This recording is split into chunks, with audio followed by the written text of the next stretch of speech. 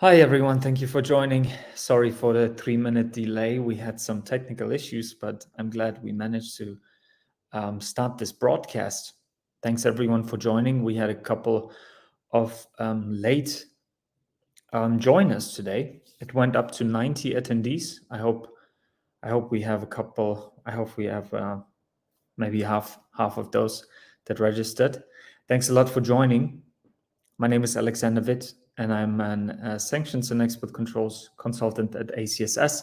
I'm also organizing the webinars at ACSS, so you might have seen me before.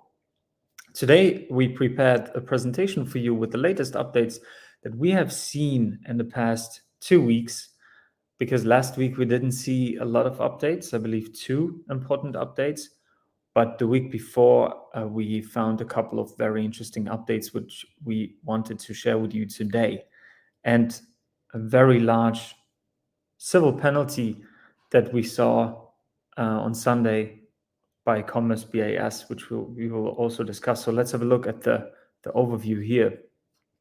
I don't know if you see the first screen with an overview for today's agenda. I hope you do.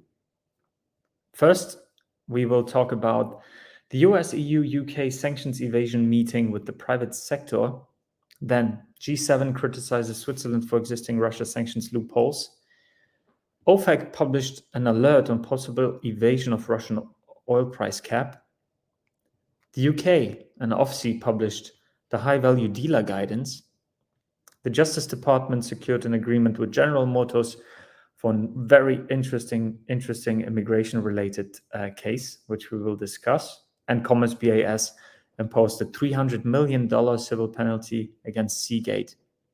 So let's jump right into it and look at the first update, which was on the 13th of April. I added a QR code next to all the updates, which you can scan with your phone to access the link directly if you're interested in this specific news update.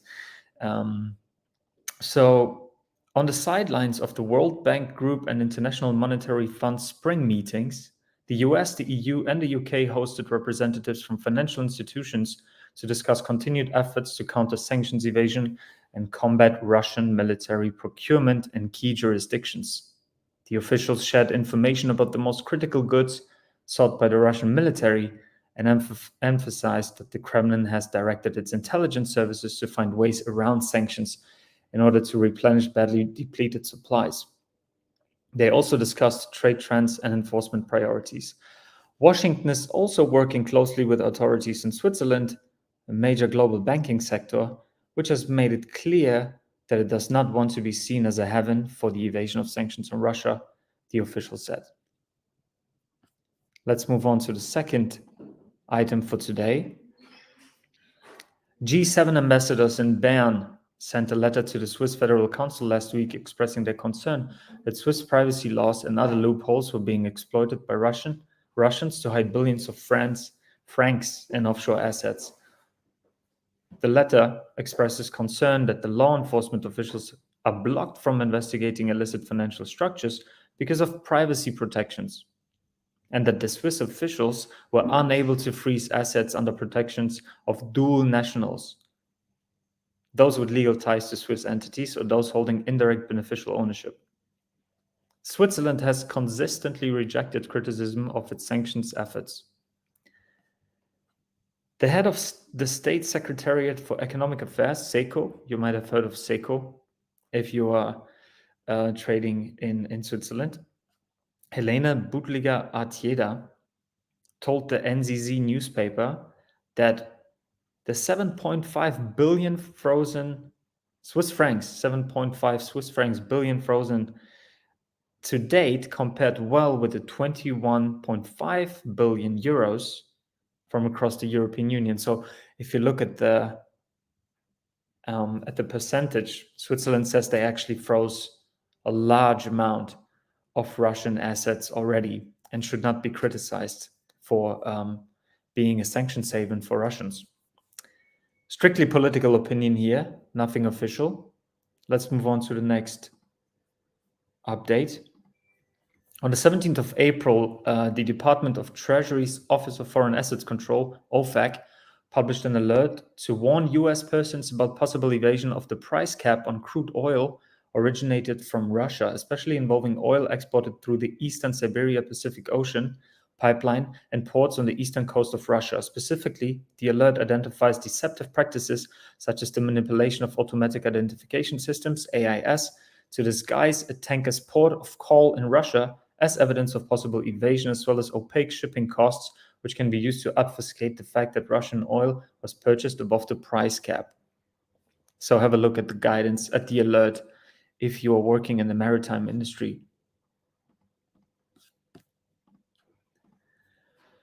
Next interesting guidance that has been published, this time from the UK. The UK is a major hub for the trade of high-value goods, including global art, antiques, supercars, precious metals, and gemstones, and for investment in wines and whiskies. In 2001, the UK ranked third in the sale of art and antiques worldwide, behind only the United States and China. Global art and antique sales amounted to roughly $65 billion, which is approximately 17% of total trade is in the UK. Therefore, the UK government published the High Value Dealer Guidance, providing guidance on financial sanctions implementation for high-value dealers, luxury good markets, and art market participants. The guidance lists sanctions risks and outlines reporting obligations for high-value dealers, as well as identifying best practice. So please click on the QR or scan the QR code for this guidance document if you're interested in this one. Let's move on to an agreement that the Justice Department secured with General Motors. Very interesting case, which relates to export controls and immigration law. Doesn't happen too often. So very interesting case here. The US Justice Department announced that it has reached a settlement agreement with General Motors to resolve the DOJ's conclusion that GM discriminated against non-US citizens in violation of the Immigration Nationality Act, INA, while completing export compliance assessments to determine whether prospective employees were US persons, thereby determining their access to export control items. A Justice Department investigation found that until at least September 2021, GM's export compliance assessments unnecessarily required lawful permanent residents to provide an unexpired foreign passport as a condition of employment, imposing a discriminatory barrier on them in the hiring process, the department said. According to the terms of the agreement, the Detroit-based corporation will pay $365,000 in civil penalties to the US government. In connection to this, the US Justice Department also announced the release of a new fact sheet to help employers avoid citizenship status discrimination when complying with export control laws, which govern US companies' ability to export certain goods and software technology and technical data. It's a very interesting case here of what you should and what you shouldn't do if you are scanning potential future employees in the hiring process based on their nationality. Of course, it's very good to respect export control laws, the EAR and the ITA, but at the same time, we should not discriminate against anyone who would be eligible for a job but doesn't get it because of their nationality. Let's move on to the last update. The Commerce Department, BAS, imposed a $300 million civil penalty against Seagate Technology of Fremont, I hope I pronounced it right, Fremont, California, Seagate US, and Seagate Singapore, collectively Seagate, to resolve alleged violations of US export controls relating to selling hard disk drives to Huawei Technologies in violation of the Foreign Direct Product Rule, FDP rule. This historic foreign direct product enforcement case and settlement represents the largest standalone administrative penalty in BAS history. The result of this settlement was a multi-year audit. The result of this settlement is a multi-year audit requirement and a 5-year suspended denial order. So please scan the QR code or the link that you can see here to dive deeper into the settlement case if you're interested. Before we finish this update, I would like to briefly share with you our conference that is coming up on the 11th and 12th of May in Amsterdam on global sanctions and export controls in person with a lot of very interesting speakers and topics. So please visit our website for more information on the agenda for this conference happening in 3 weeks, a bit less than 3 weeks. Hope to see you there in Amsterdam. You will see a lot of our colleagues and our common speakers that we usually have during the webinars as well.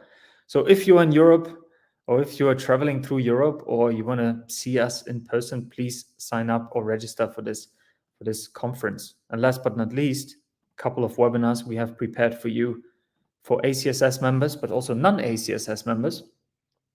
On the 18th of May, after the conference, we will have a webinar with Polestar entitled Maritime Trade Sanctions Compliance, Fact versus Fiction. On the 1st of June, we will look at risk assessments and their impact on export controls and sanctions compliance programs together with KPMG. So the first two webinars are actually free. And then on the 15th of June, we will have an ACSS member-only webinar entitled Looking at Sanctions from a Different Angle. So thank you very much for your attention today. And I hope we can update you next Monday again, as we always aim to do on Mondays, about all the sanctions and trade control news that we see.